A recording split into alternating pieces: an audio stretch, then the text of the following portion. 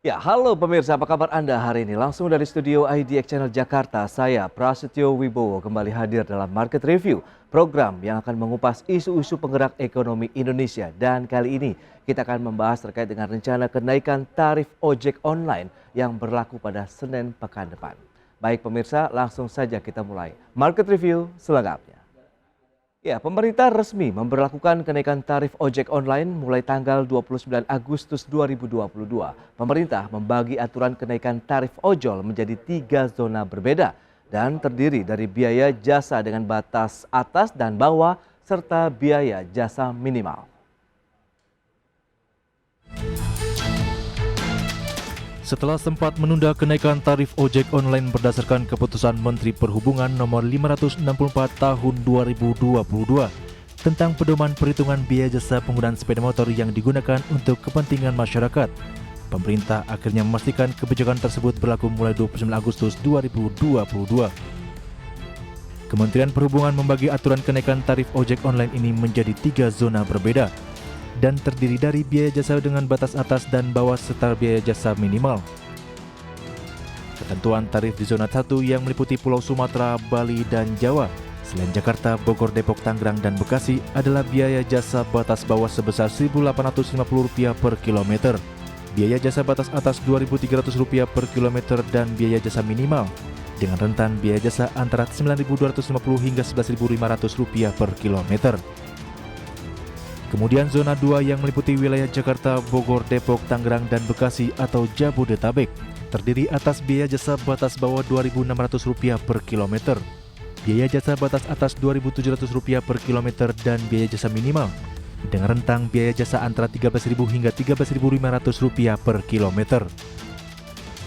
Adapun ketentuan tarif di zona 3 yang meliputi Kalimantan, Sulawesi, Nusa Tenggara, dan sekitarnya, Maluku, dan Papua, yaitu biaya jasa batas bawah Rp2.100 per kilometer, biaya jasa batas atas Rp2.600 per kilometer, dan biaya jasa minimal dengan rentan biaya jasa Rp10.500 sampai Rp13.000 per kilometer. Dari Jakarta, Tim Liputan IDX Channel.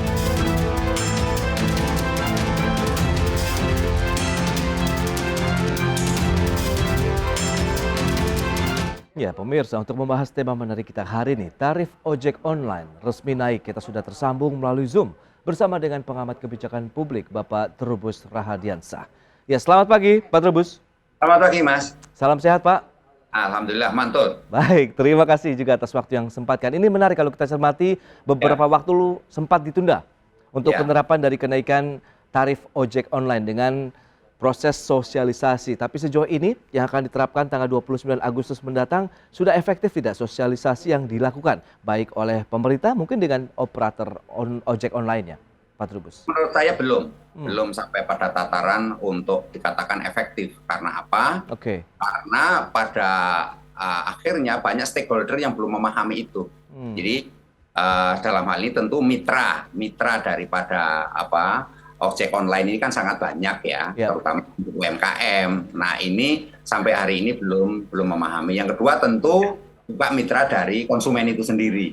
Konsumen itu sendiri sampai hari ini juga belum memahami tentang perubahan itu. Karena itu sudah diundur 25 hari dari batas yang sudah ditetapkan. Tetapi karena sosialisasi dalam hal ini menurut saya sosialisasinya itu pemerintah hanya sekedar informasi. Padahal di dalam namanya sosialisasi itu ada 3 tahap, Mas. Yang pertama tahap yang namanya komunikasi publik. Jadi disampaikan secara luas kepada publik dengan instrumen yang ada, medianya macam-macam, entah medsos lah, entah televisi, entah radio, entah apa, semuanya harus pakai. Yang kedua itu informasi. Nah, ini baru diinformasikan saja. Informasi bahkan ada kenaikan, ada zona 1, zona 2, zona 3, begitu. Tetapi belum yang ketiga yang disebut edukasi kepada masyarakat. Nah, itu belum, Mas. Jadi sosialisasinya menurut saya memang belum efektif dan belum optimal juga. Pada akhirnya ya masyarakat belum tahu. Anda melihat ini baru sampai tahapan keberapa? Dari sisi komunikasi publik sudah dilakukan atau sudah masuk ke dalam tahapan informasi saja yang diberikan kepada masyarakat baik melalui media massa, televisi ataupun media online? Ya, menurut saya baru tahap informasi, tapi informasinya baru informasi tahap pengenalan gitu. Belum ada tahap istilah untuk memahami, karena dalam kebijakan publik itu harus ada yang disebut istilah tingkat pemahaman, Mas. Ketika pemahaman itu nanti justru yang istilahnya akibat dari pemahaman itu adalah apa? Yaitu kepatuhan. Karena kalau tidak dipahami, bagaimana mau patuh kan? Nah, ini dia baru mengenal dulu, ada tahu ya mau naik, tapi berapa naiknya, kenapa harus naik dan bagaimana selanjutnya juga enggak ini. Dan saya lihat pemerintah juga kelihatannya ragu-ragu Mas dalam hal ini, ragu-ragu karena perencanaan kelihatannya kurang matang sehingga ada kemungkinan ini batal, ada kemungkinan juga dipending lagi. Jadi ini seperti apa ya? Saya anggap ini ngeri-ngeri sedap saja gitu Mas dalam hal ini. Tapi Anda melihat apa yang membuat kegamangan dari sisi pemerintah begitu? Adakah hal lain? Apakah nanti berbarengan dengan sekarang menguat kembali wacana dari kenaikan BBM bersubsidi begitu yang tengah berhembus kencang? Iya, ada faktor isu tentang kenaikan BBM. Ya, BBM itu jelas ini karena ini sangat istilahnya itu bagi masyarakat itu sangat membebani sekali gitu karena itu susunya nanti inflasinya juga tinggi Mas. Kalau sekarang kan inflasi di 4,9 lah taruhlah dengan harga Pertalite sekarang sekitar 8 ribu. Nanti kalau misalnya naik jadi 10 ribu, bisa Anda bayangkan itu inflasinya bisa menjadi 8% itu ya. Jadi sedangkan kenaikan ojol ini sendiri sebenarnya nanti juga akan berpengaruh terhadap inflasi Mas. Itu akan berpengaruh. Jadi dalam hal ini tentu menurut saya memang kenapa kebijakan ini terkesan ngambang karena pemerintah juga melihat ini Mas, kenaikan harga-harga bahan pokok itu di masyarakat juga sangat tidak terkendali gitu loh. Terutama mulai dari kasus minyak goreng yang kemasan sampai kemudian minyak goreng curah itu sebagai contoh itu untuk kebutuhan publik masyarakat sangat memberatkan. Di sisi lain juga memang kondisi masyarakat sendiri memang pada saat sekarang juga banyak yang mengalami pengangguran Mas, itu masalah terdampak Covid dan ada kemiskinan ekstrim yang tinggi sebagaimana pidato Presiden pada tanggal 16 Agustus yang lalu saat menyampaikan nota RAPBN itu Mas. Jadi ini kondisi yang harus dilihat secara real. Baik, berarti dari sisi timing Anda melihat bagaimana? Apakah tepat atau sebaiknya memang harus ditunda kembali atau bagaimana menurut Anda yang paling sesuai? Kalau menurut saya lahir dari secara keseluruhan tetap harus ditunda Mas. Ditunda atau kalau perlu dibatalkan aja dulu lah karena situasinya belum ini. Jadi kalau ditanya sampai kapan pembatalan ya tunggu situasi sudah kondisi perekonomian sudah mapan lagi. Artinya inflasi itu sudah bisa terkendali. Kalau belum percuma Mas, nanti pada ujung-ujungnya akan banyak. Karena apa? Karena yang rugi nanti semuanya Mas. Dalam hal ini tidak saja konsumen yang dirugikan, tapi mitra-mitra itu rugi semua Mas nanti. Dan itu elastisitas daripada harga ini kan menjadi persoalan nanti di luar aspek itu. Karena ini kenaikan ini sendiri saya lihat dia tidak mempertimbangkan aspek ini. Satu, sisi kondisi konsumen, perhatikan. Yang kedua mengenai ini Mas, daya beli konsumen sendiri juga tidak pernah diperhatiin. Jadi ini semata-mata hanya kenaikan ambang batas jasa atas, bawah, itu saja. Dan tiap daerah itu hanya dasarnya itu dasar asumsi. Nah itu menurut saya jadi penolakan juga nggak tepat. Pak Trubus, kita tahu juga pemerintah khususnya Kementerian Perhubungan membagi 3 zonasi ya untuk kenaikan dari tarif ojol ini. Kita akan bahas lebih jauh di segmen berikutnya. Kita akan jeda dulu sebentar Pak Trubus. Baik pemirsa, jangan beranjak dari tempat Anda. Kami masih akan segera kembali sesaat lagi. Ya, terima kasih Anda masih bergabung bersama kami dalam Market Review dan berikut ini kami sampaikan infografik untuk Anda terkait dengan 3 zona dari aturan kenaikan tarif ojol yang akan berlaku 29 Agustus mendatang. Ya, seperti yang bisa Anda saksikan di layar televisi Anda, kita lihat zona pertama ini untuk Pulau Sumatera, Bali dan Jawa selain Jabodetabek. Kita lihat batas bawahnya Rp1.850 per kilometer, kemudian batas atasnya Rp2.300 per kilometer. Adapun dari biaya jasa minimalnya itu sekitar Rp9.250 sampai dengan Rp11.500. Dan untuk zona 2 ini wilayah Jabodetabek antara Rp2.600 sampai dengan Rp2.700 per kilometer untuk batas atas dan juga batas bawahnya. Sementara untuk biaya jasa minimal kisarannya antara Rp13.000 sampai dengan Rp13.500. Sementara untuk zona 3, wilayah Kalimantan, Sulawesi, Nusa Tenggara dan sekitarnya, serta Maluku, Papua, batas bawah Rp2.100, batas atas Rp2.600 per kilometer, dan biaya jasa minimalnya Rp10.500 sampai dengan Rp13.000. Selanjutnya kita lihat dari sisi tingkat penggunaan jasa transportasi online. Ya, Grab ini mendominasi 21,3%, kemudian ada Gojek 19,4%, Anterin 0,3%, Bonceng 0,3%, Maxim 0,3%, kemudian Fastgo 0,2%, dan transportasi lainnya sekitar 0,1%. Dan kita akan lanjutkan kembali perbincangan bersama dengan Bapak Trubus Rahadiansah, pengamat kebijakan publik. Ya, Pak Trubus, kita akan lanjutkan kembali. Bicara mengenai 3 zonasi yang diterapkan begitu untuk kenaikan tarif ojol, ini apa yang bisa Anda cermati, Pak Trubus? Iya, kalau menurut saya ini penghitungan atau kalkulasinya itu terlalu tinggi menurut saya, Mas. Karena kan kenaikannya itu misalnya untuk zona 2 lah, taruhlah sebagai contoh yang paling dekat. Yang 2.500 kemudian menjadi 2.700. Meskipun Rp200 ini dianggap semakin tinggi, Mas. Karena apa? Karena ini diiringi dengan kenaikan ini komoditas lain, Mas. Jadi ini yang menjadi masalah di situ. Karena apa? Karena pada akhirnya itu nanti juga akan pendapatan dari para pelaku dalam ini pokoknya supir ojol mitra ya.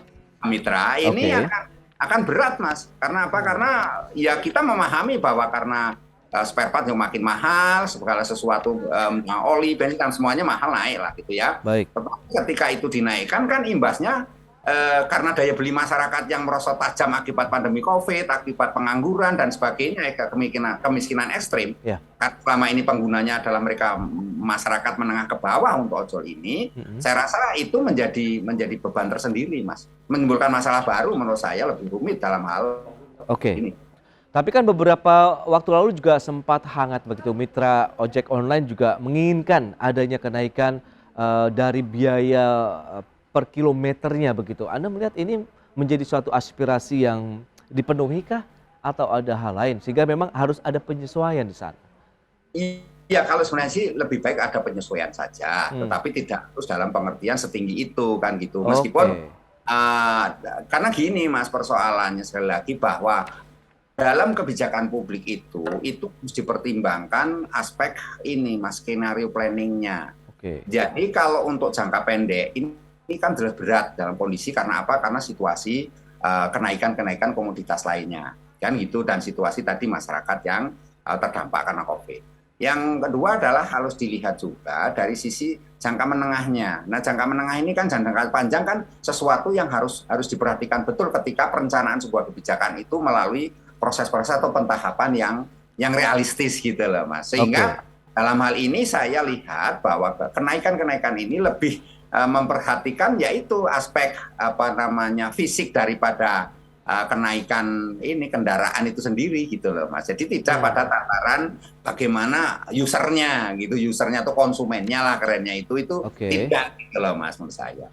Baik, tapi kalau kita lihat dengan zonasi tadi, harga yang ditetapkan begitu, apakah memang sudah ideal berdasarkan daerah masing-masing? Kalau Jabodetabek memang tadi mengalami kenaikan juga begitu ya dari 2.500 ke 2.700, sementara beberapa lain daerah menurut Anda sudah pas karena yang paling tinggi memang di Jabodetabek begitu, Pak? Iya, kalau saya tetap saya katakan itu masih tinggi gitu ya. Karena meskipun naiknya mungkin hanya Rp200 lah gitulah kalau kita hitung ya, tetapi kan Rp200 ini sangat berpengaruh dalam hal ini perilaku konsumen, Mas, untuk memilih di mana selama ini mereka taruhlah misalnya pesan makanan gitu, itu selama ini menggunakan ojol, tetapi kemudian sekarang akan berpikir ulang, kan kalau misalnya dia makanan itu yang dicari itu jauh, itu justru dia nggak akan memakai karena nilainya jauh lebih besar kan uang yang dikeluarkan. Maka pada akhirnya mereka konsumen ini akan mencari tempat makanan yang lebih dekat gitu kan. Berarti di sini kemudian yang kita lihat bahwa ya istilah nasabahnya ojol jadi berkurang, Mas, gitu konsumen kan gitu. Jadi itu otomatis menghindari, dan di satu sisi tentu penghindaran itu bisa menggunakan moda transportasi umum.